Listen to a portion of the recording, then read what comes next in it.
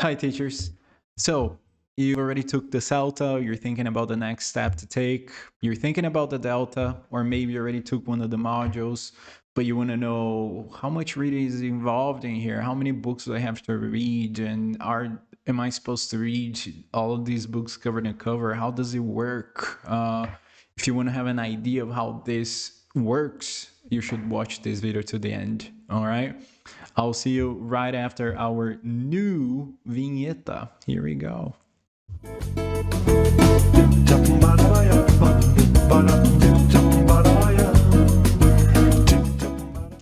I'm back. I'm Walter, and this is ELT in Brazil. If you haven't subscribed to our channel, please do it. You know, dá essa moralzinha pra gente. We produce content for teachers in our market in Brazil, all focused on us here. And we really appreciate, your help putting this content out there and helping us grow our channel. So I'm going to split this video into two parts, Delta Module 1 and Delta Module 3. I'm not going to talk about books from Delta Module 2 because for Delta Module 2, you need to think about the lesson you're teaching. For example, if that's a writing lesson, read Highland. And if you're going to be teaching a listening lesson, read Field or something like that. But if it really depends on the lesson. So today we're going to focus on the books for Delta Module 1 and for Delta Module 3 only. All right, so bear with me. Delta Module 1, my three first recommendations go with Thornbury, right? So no secret there. The first one I'm going to recommend is probably one of the most important books for Delta Module 1 is A-Z of ELT. Especially for tasks 1 and 2 of paper 1, you're dealing with lots of definitions here. So you're supposed to memorize all those acronyms that we have in our field, and you have to differentiate one from another. But you're also supposed to talk you're supposed to understand and recognize these definitions, because in task 1, paper 1, you read the definition, you say the name, you write the name. In task 2, it's the opposite. They give you one name, something of ELT, for example, the PPP, and then you're supposed to define it. And sometimes they're much more complex than that. So this is a book of definitions, and it's very, very useful. You are not going to read that cover to cover. It's I don't know anybody who's ever done it. I don't think Thornbury himself could actually recite everything that is like in terms of definitions, because it's very, very complete, and it's just too many, right? But that's the first recommendation. It's a great book. It's going to help you a lot. And if you're like maybe you have somebody to help you, like you can write those cards, and you write the name, and then in the back of the paper you're going to write the definition, those things to help you memorize. I think that to play safe here, you should know a good number of definitions, or talking more than 400 for sure. So yes, that is necessary, and it's a book that you can't escape. You need it, right? The other ones from Thornbury are Beyond the Sentence and About Language. Beyond the Sentence is a book that's going to help you with task 5. There's a lot of things about discourse and in the understanding of the language. And then when you thinking about task 5, but not only task 5, task 3, 4, and 5, but then again 1 and 2, because of the definitions, because you're going to analyze language at a different level here. And especially in task 5, paper 1, you need to know, for example, something like this is a copula verb, something like that. So About Language is a book that's going to help you a lot with that. So yeah, probably I would prioritize that one. Also, it's there are exercises. It's easy to read. It's a great book, so I highly recommend that one, right, by Thornbury as well. Then thinking of paper 2, I thought of two books that I find very, very important for paper 2, task 2. Key Issues in Language Teaching by Jack Richards, and Techniques and Principles in Language Teaching by Diane Larsen-Freeman and Anderson. If you have to understand the principles, the techniques, the approaches, the history of ELT, that is going to help you with this task, and also task 3 of paper 2. These books are going to be wonderful. They're going to do wonders for you. So I really recommend that you read at least one of those. I would go with the second one, Techniques and Principles in Language Teaching by Diane Larsen-Freeman. I think it's a wonderful book. It's very interesting. Not to undermine the first one by Richard's great book too. But I think this second one might be more interesting, and maybe you could get cover to cover in this one because it's extremely helpful for a task that is 42 marks in paper 2, so very useful. Let me go back to paper 1, task 5. There's one thing that we cannot forget: phonology. You have to demonstrate understanding of phonology in task 5 and possibly in task 1, but task 1 is only 6 marks, so it's not, to compare. But if you need to understand things such as assimilation, intrusion, all these parts of, things that are a part of connected speech, I would recommend. You're thinking of Sounds Foundation. Great.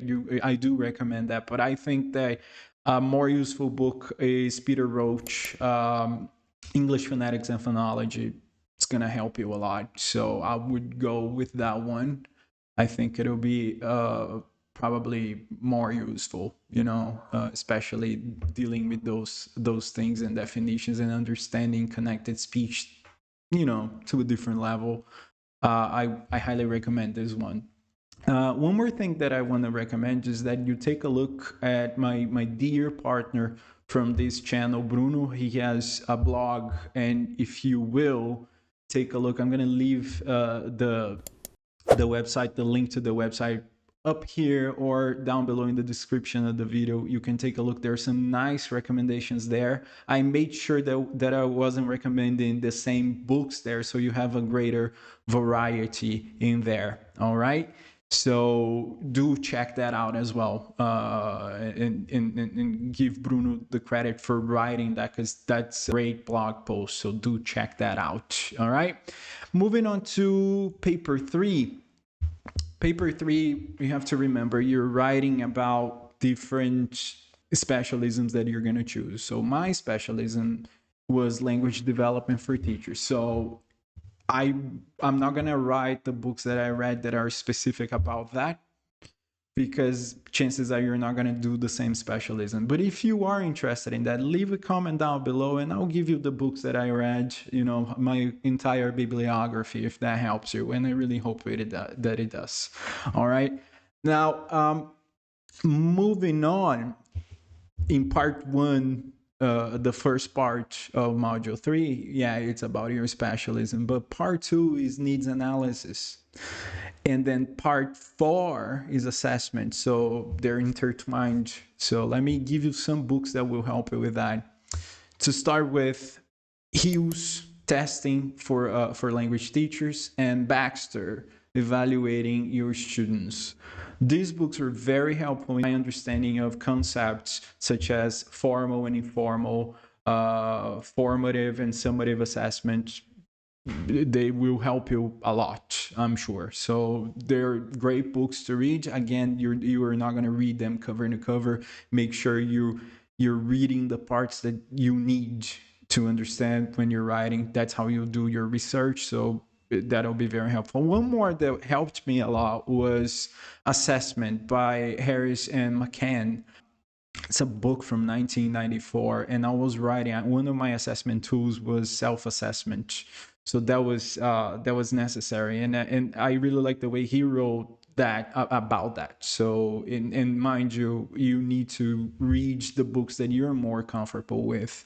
You're gonna I like the way that this guy writes, or that one more than this one. It works like that. You will have your favorites. It is always like that.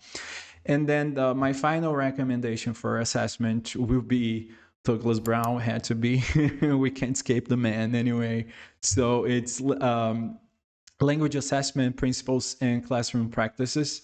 There is a newer version of that book. I think it's 2018, something like that. I really like the way he writes, because I think it's like you can make it clearer than that. So I highly recommend this one. You can read about formative and summative assessment and all these things that I found in Hughes's book or Baxter's, but you find it here too. It's just about, which one helped you understand and really how much you're going to take in, right? And then you can write. So I really recommend this one by Brown. Use this one when I was writing about direct and indirect assessment, integrative assessment. That was very, very useful. So I highly recommend it. Another part of module 3 is writing your course proposal, and in that you have to read about syllabuses and curriculums. Like, how do you, because you're going to write a course proposal. So the books that I remember that were extremely useful in talking about syllabuses, if you're thinking about something like, because you're going to devise a syllabus. When I was writing about linear and cyclical syllabuses, for example, I used Jack Macalister's and Nation. Language curriculum design, great book, very useful for that. Then you have Richards again, curriculum development in language teaching. I think there's a newer version of that one too. Anyway, I read a part of this book because I was talking about integrated syllabuses. That was because, well, first of all, if you're talking about syllabuses, it's already mind-blowing. It's very interesting, analytic, synthetic. And then there is David Nunnan. I always talk about that book. It might be my favorite book for Delta Module 3. Syllabus design, David Nunnan. But then again, if you're choosing if it's analytic or synthetic, grammatical syllabus, and also if you have to choose about, you're writing about your course aims, so if you will. And then Nunnan talks about product and process objectives. Again, it's just a book that you have to check it out, because it's going to help you a lot. I guarantee it. Well, folks, for this video, I think this is it. If you are already on your journey, you're already taking the Delta, I ask you please to share the books that I didn't mention here, but you really, really liked, because other people are going to watch this and they are ready to embark on this journey, and the more the better. So if you can help us with that, leave us a comment down below with your suggestions for reading for the Delta.